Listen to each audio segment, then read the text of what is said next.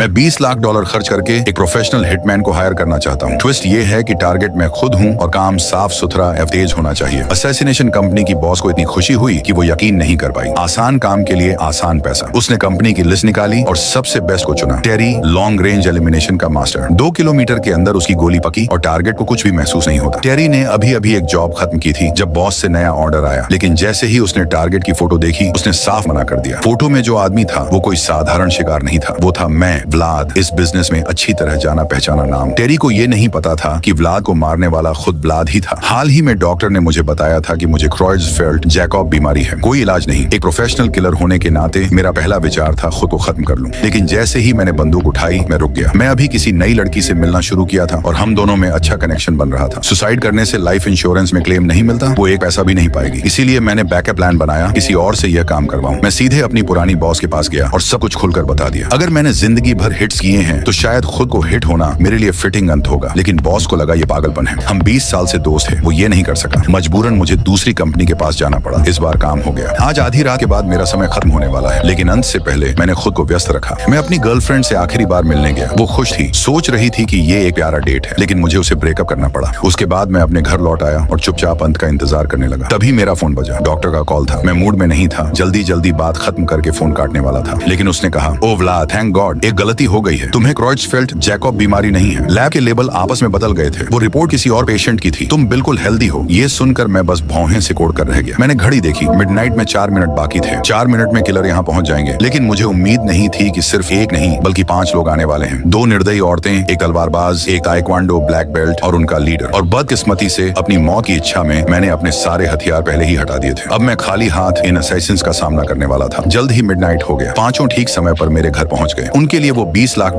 पका था। नंबर में कम होने के बावजूद मैंने उनसे आमने सामने भिड़ने की बजाय छिप कर रहने का फैसला किया और उन्हें अपने पास आने दिया। सबसे पहले मुझे ताइक्वांडो ब्लैक बेल्ट वाला मिला। ज्यादातर लोगों के लिए वो खतरनाक होता, लेकिन मेरे लिए बच्चों का खेल था। मैंने उसे ज्यादा मेहनत किए बिना बाहर फेंक दिया। अगली थी कुल्हाड़ी वाली औरत, मीठी दिखने वाली लेकिन बेहद खतरनाक।